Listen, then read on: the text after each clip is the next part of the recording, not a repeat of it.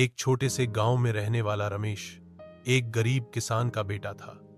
उसके पास न तो अच्छे कपड़े थे, न किताबें और न ही पढ़ाई के लिए बिजली, लेकिन उसके भीतर था एक सपना, एक दिन बड़ा आदमी बनने का, अपने माँ बाप की मेहनत का फल देने का।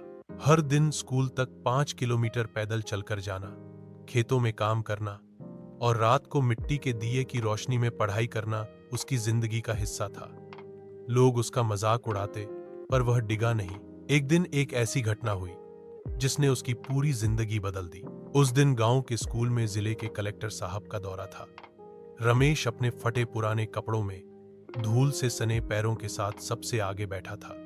क्लास में जब कलेक्टर साहब ने बच्चों से गणित का एक कठिन सवाल पूछा तो सब चुप रहे, लेकिन रमेश ने हाथ खड़ा किया। शिक्षक चौंक गए और कलेक्टर साहब ने मुस्कुराकर कहा, बताओ बेटा। रमेश ने बड़ी सरलता से सवाल का हल बताया।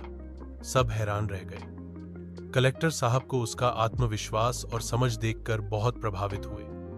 उन्होंने स्कूल प्रिंसिपल से रमेश के बारे में जानकारी ली और जब उन्हें पता चला कि ये बच्चा बिना बिजली, बिना किताबों और बिना किसी सहारे के पढ़ता है, तो उनका दिल पसीज गया।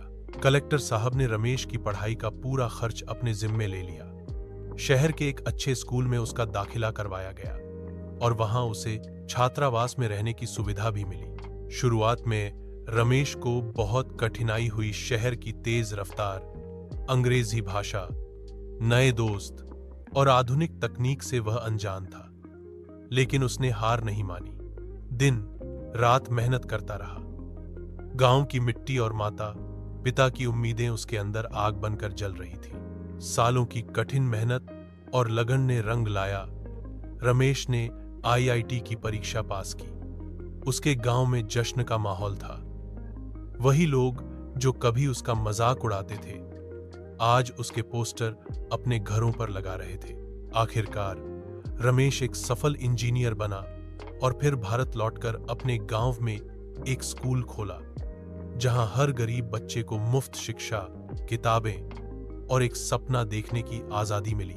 रमेश जानता था, गरीबी कोई अभिशाप नहीं, अगर सपने बड़े हों और हौसला मजबूत हो।